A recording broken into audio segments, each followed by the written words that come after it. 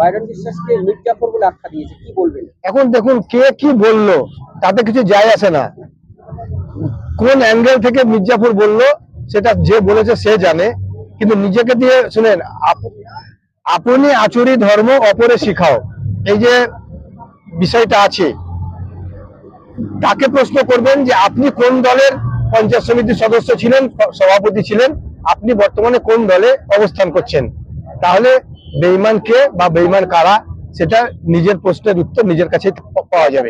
থেকে গেছে 2.5 বছরে, তিনি বলছেন যে আমি 2.5 বছরে যে উন্নয়ন করেছি, অথচ বাইরন বিশ্বাস সাগরদিঘির কোনো উন্নয়ন করেনি। হসপিটাল থেকে উদাহরণ দিচ্ছে, হসপিটাল থেকে শুরু করে আইটিআই কলেজ কোনো ডেভেলপমেন্ট করেনি, এমনই তিনি দাবি করছেন। এটা সম্পূর্ণ মিথ্যা কথা। তার কারণ তিনি যে উন্নয়ন করেছেন, আমরা তো চাই যে সাগরদিঘির ডেভেলপটা হোক, কিন্তু তিনি কার হয়ে উন্নয়নটা করেছেন? মামাটি মানুষের নেত্রী মমতা বন্দ্যোপাধ্যায়ের প্রতিনিধি হিসাবে। সাগরদিঘি একটা পঞ্চায়েত সমিতি, আমাদের 11টা গ্রাম পঞ্চায়েত আছে এবং জেলা পরিষদ হয়েছে, তার মাধ্যমে যে অর্থনৈতিক যে পরিকাঠামো সেটার মাধ্যমে উনি উন্নয়ন করেছেন। ওনার ব্যক্তিগত কোনো তহবিল থেকে সাগরদিঘির কোনো রাস্তাঘাট পানীয় জলের ব্যবস্থা করেননি। আমার নাম রেজাউল্লাহ শেখ, আমি সাগরদিঘি ব্লক তৃণমূল কংগ্রেসের কোর কমিটির সদস্য।